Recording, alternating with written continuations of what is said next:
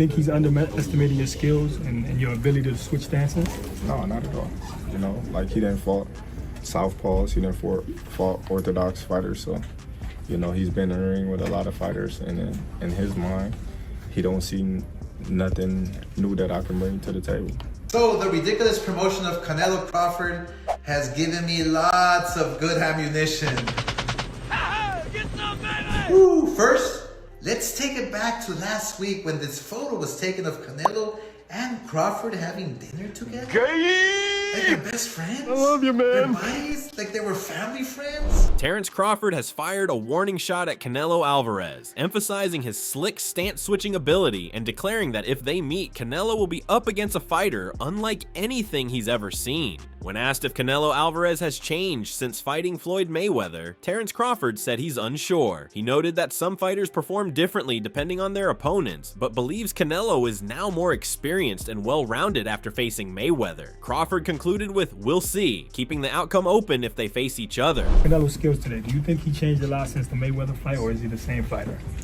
I don't know. I just think, you know, sometimes some fighters, you know, they fight to their level of competition, and you know, I think he's definitely more experienced, with more well-rounded, given the experience that he had in a Floyd Mayweather fight. So we shall see. On the other hand, Oscar De La Hoya criticized the build-up to a potential Canelo Alvarez versus Terence Crawford fight, calling it overly friendly and lacking the intensity fans expect. He pointed to a recent photo of the two fighters having dinner together as an example of poor promotion. De La Hoya believes that major fights should be fueled by rivalry and tension, not staged displays of friendship, and warned that without genuine anticipation, the matchup could lose its impact with boxing fans. I mean, can you imagine Muhammad Ali or like Joe Frazier having dinner together? What? Can you imagine Mike Tyson and Mitch Green before a brawl? Hey, what the fuck?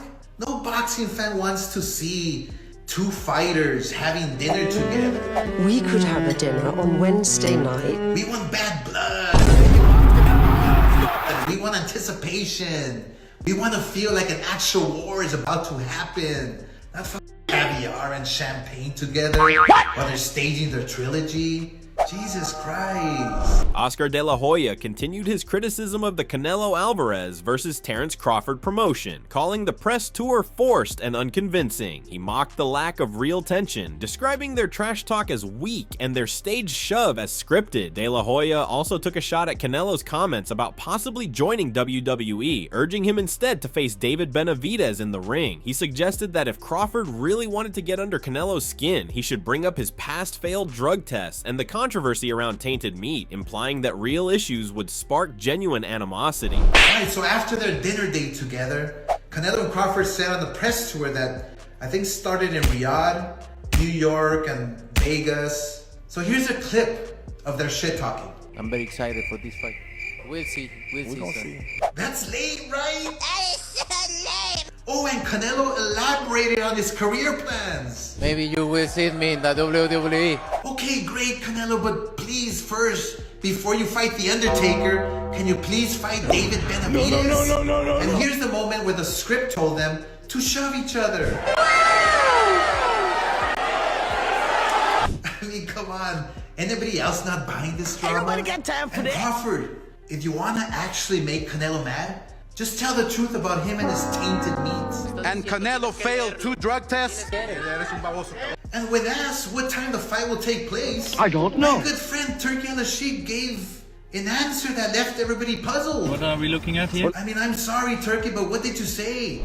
However, Terence Crawford responded to the idea that Canelo Alvarez might be underestimating his skills, especially his ability to switch stances, by saying he doesn't believe that's the case. Crawford acknowledged that Canelo has faced both southpaws and orthodox fighters and has been in the ring with a wide range of opponents. However, he warned that while Canelo may think there's nothing new he can bring, he's in for a surprise when they finally meet. Do you think he's underestimating your skills and your ability to switch stances?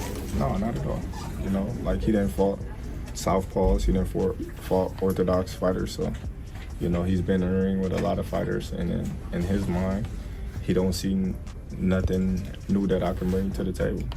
Furthermore, Oscar De La Hoya mocked the confusion over the fight time, blaming unclear statements from Saudi officials and highlighting how Dana White might have to choose between UFC and the boxing event. He criticized White for dodging questions and resorting to insults, calling him a Neanderthal. De La Hoya also pointed out the irony of White refusing to work with him and Bob Arum, while praising other promoters like Eddie Hearn and Frank Warren. We'll have to choose whether to be present at the UFC match in Texas or the Allegiant Stadium in Las Vegas. And when confronted about his plans, Dana White simply chose to be the Neanderthal that he is, dodging the question and calling me a douchebag. I mean, it's ironic coming from the guy who's a walking billboard for affliction.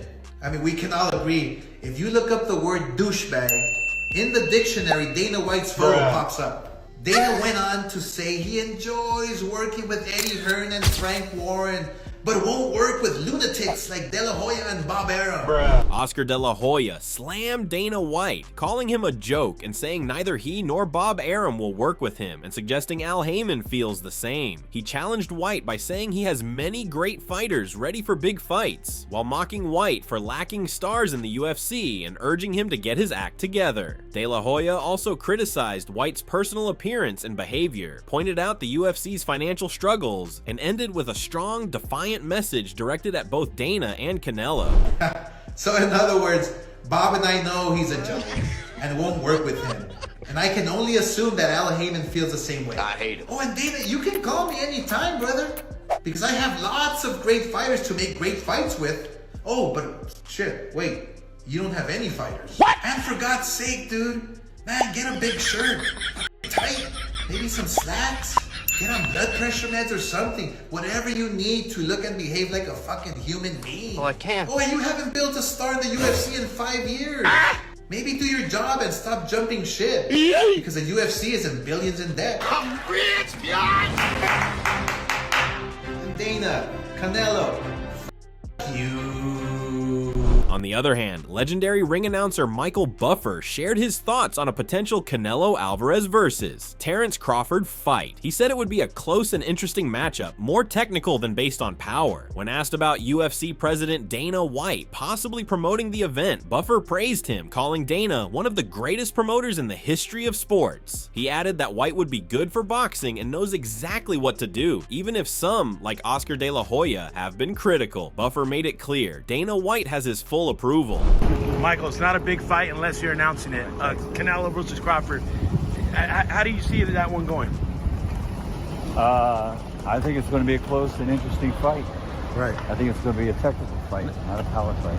Now, what do you think about Dana White promoting it? Do you think he's only proven himself to be one of the greatest promoters in the history of sports?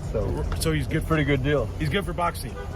Oh yeah, he'll know what to do. Because some people like De La Hoya have been a little critical of him, but he has the Michael Buffer approval, obviously.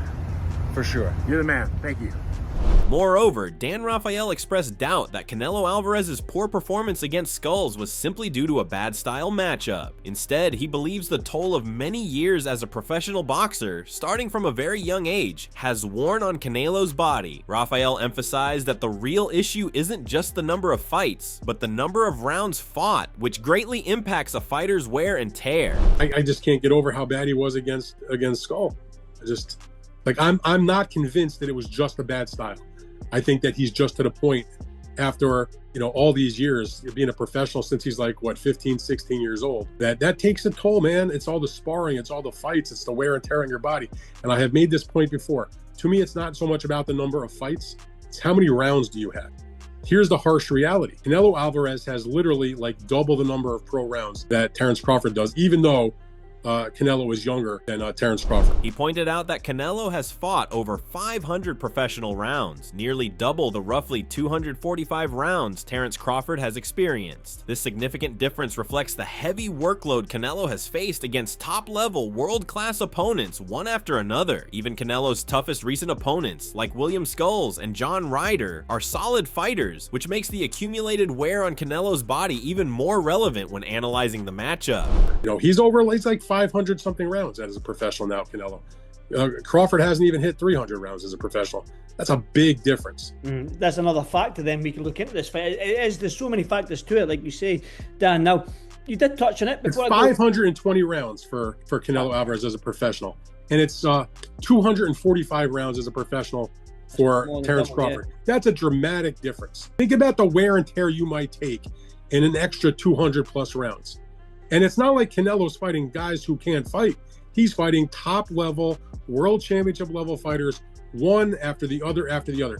If you look at a guy like William Skull or John Ryder or somebody like that and say that was like his so-called worst opponent over the last several years, that's still pretty solid. Those are still real guys. You know what I mean? Showbiz Tedult observed that Terence Bud Crawford often engages in trading punches during fights, and when he gets hit in these exchanges, it's usually from a straight right. Opponents seem to specifically prepare to throw straight rights against him because Crawford, a southpaw, isn't a natural one, making it a predictable target. Despite this, Crawford's durability, athleticism, and footwork allow him to absorb or avoid much of the damage. He often takes punches like Sugar Ray Leonard did, giving his opponents a target before quickly stepping back and countering. This style highlights Crawford more as a tough, skillful fighter than just a slick, technical boxer.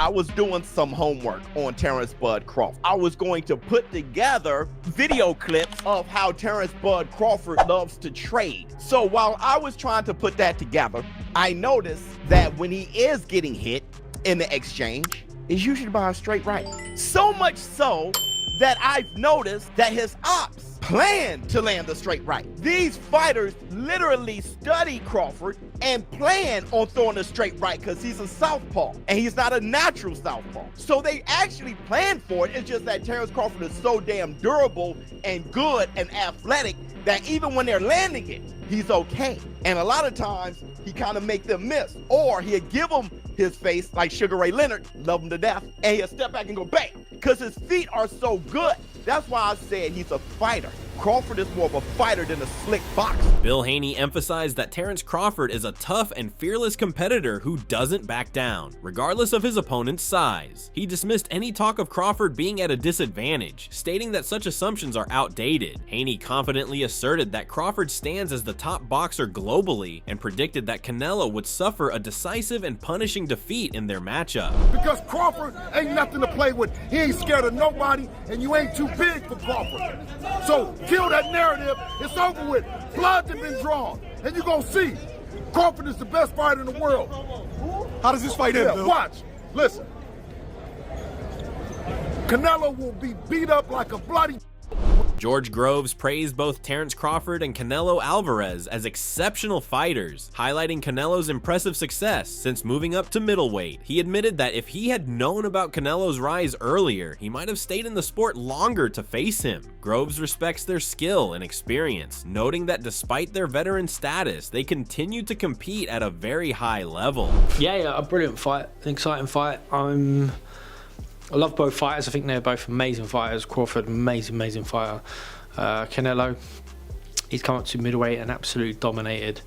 If I'd known he was coming up, I might have hung out a little bit longer, right? I'd love to have tested myself against him. Like always, he's beaten everyone, so you think, well, maybe I think I had an idea, I got a plan. But yeah, nothing but respect for both those two guys.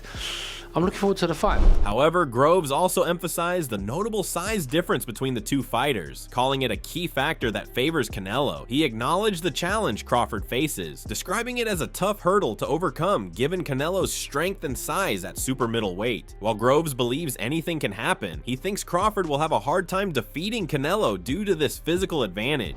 I think obviously it's a fight that's thrown together. They're the wrong weights. You know, there's such a big size difference at play. They're both, you know, veterans, if you will, but they're both in really good form. They're both still performing at the, you know, a real high level. None of them have shot, finished, or sliding. So I'm really looking forward to it. You know, I won't give a prediction as such, just in case I get asked to cover the fight. But what I will say is that it's gonna be a tough one for the smaller man. I think size is definitely a big part to play in this. Things can happen, but Yeah, you know, it's a tall order, isn't it, for Crawford to beat Canelo at super middleweight. Manny Pacquiao shared a cautious view on Terence Crawford's move up 2 weight classes to fight Canelo Alvarez at 168 pounds, recognizing the major size advantage Canelo holds. He highlighted the challenges Crawford would face in managing his body, maintaining his speed, and adapting his power to compete effectively in a heavier division. For Pacquiao, the move isn't just about skill, but also about coping with the physical demands of a bigger weight class. That's not easy for Crawford. I mean, it's Canelo has the big advantage, but Crawford needs to manage well his body, his speed, and his power, because he's moving up to another level of weight. Drawing from his own experience, Pacquiao advised that a smaller fighter like Crawford must focus on more than just speed. He emphasized the importance of technique, strategy, and precision, stressing that training should be carefully tailored to the opponent's style. Success at this level, Pacquiao believes, comes from smart and focused preparation, rather than relying solely on physical ability. You know, preparing like that opponents, like is not only the speed, but you know, the techniques that you can use in the fight. Like, make sure that in your daily routine, training routine, like that, make sure that all the techniques, strategy, combination, like, you know, it's accurate to your opponent's style. Teddy Atlas shared his thoughts on a possible fight between Terence Crawford and Canelo Alvarez, expressing respect for Canelo's achievements, but clearly favoring Crawford. His confidence in Crawford is long-standing and not influenced by Canelo's recent performances, which he found underwhelming. Atlas believes Crawford's superior skills and smart ring strategy give him a clear advantage in the matchup. I'm taking Crawford. He'll handle it all. That's it. I am. I'm not in any way trying to shortcome the tremendous fighter named Canelo. I like Canelo a lot, but I like Crawford more. I like Crawford, and I liked him before Canelo didn't look great in his last fight against Skull. I liked him when the fight was first made 2 years ago, or talked about 2 years ago, or close to 2 years ago. Sugar Ray Leonard shared his perspective on the Canelo versus Crawford fight, recognizing the clear size advantage Canelo has, and noting that Canelo appeared stronger during their brief face-off, even pushing Crawford back. However, when asked to choose between size and speed as the deciding factor in a fight, Leonard confidently picks speed. Based on his experience, he believes speed plays the bigger role when used properly inside the ring. What do you think about Canelo versus Crawford? I watch. You'll watch it, but what do you make of the matchup and the weight difference between the two? You know what? It's up to the individual. It's always up to the individual. Crawford tried to push up on Canelo there. It looked like Canelo wasn't pushed back too much, and he actually pushed Crawford, sent him back a little bit. Did you get a chance to see that face-off and their physical interactions or whatnot? Not really, no. All right, guys. Thank you, man. Last one for you, Ray. Size or speed? What usually wins in fights? Because that's what they're saying the tale of Canelo Crawford is. Speed. I like speed. Speed. Yep. Speed, yeah. Tim Bradley showed strong faith in Terence Crawford's chances against Canelo Alvarez at 168 pounds, questioning Canelo's power since he couldn't stop Jermell Charlo. Despite doubts from others, Bradley firmly believes Crawford will come out on top. He also hinted at having inside knowledge or reason behind his confidence, though he isn't ready to share the details yet, reinforcing his prediction that Crawford will win. Oh, you really think that he's gonna knock out Crawford? I would pick Terence Crawford to beat a Canelo Alvarez, even at 168. Everybody can call me crazy and whatever you want to say. I get it. Y'all didn't believe me when I told you about Spence, but trust me, Crawford will figure out a way. I know a secret y'all don't know, and I ain't gonna tell you why I would pick Terence Crawford, but it's part of the secret is the reason why I'm picking him to win the fight. So Teddy Atlas shared his thoughts on a possible fight between Terence Crawford and Canelo Alvarez, showing respect for Canelo's achievements, but clearly backing Crawford. His confidence in Crawford isn't new or influenced by Canelo's recent less than stellar performances. Atlas has supported Crawford since the matchup was first discussed almost 2 years ago, believing Crawford's complete skill set and smart ring awareness give him the advantage. I'm taking Crawford. He'll handle it all. That's it. I am. I'm not in any way trying to shortcome the tremendous fighter named Canelo. I like Canelo a lot, but I like Crawford more. I like Crawford, and I liked him before Canelo didn't look great in his last fight against Skull. I liked him when the fight was first made 2 years ago, talked about. Frank Smith respects both Canelo and Crawford, calling Crawford an exceptional fighter. He says fans often judge too quickly based on a single fight. Although Canelo's last performance wasn't his best, Smith believes his overall accomplishments still show how great he truly is. I like them both. I've spent a bit of time with Crawford recently as well. Yeah. And, you know, look, he's a special, they're both excellent fighters. And I think sometimes you can look at, people will look at Canelo in that last fight and go, whoa, didn't look great. And then take a view from it. You know, you're always judged on that last fight, and, you know, your career of what he's done is then forgotten about because everyone goes, oh, that last fight wasn't a great performance. Additionally, Frank Smith views Canelo as the favorite, but considers the fight a 50-50 matchup. He thinks Crawford's size is underestimated and believes people may exaggerate the difference. While not a technical analyst, he's eager to see two top fighters face off in what promises to be an exciting contest. I don't know, I think Canelo has got to be favorite, but Crawford's a spectacular fighter, and also it is probably a 50-50, and it should be a 50-50, hence why it's the kind of fight it is, because you've got two of the active best fighters in the world coming together.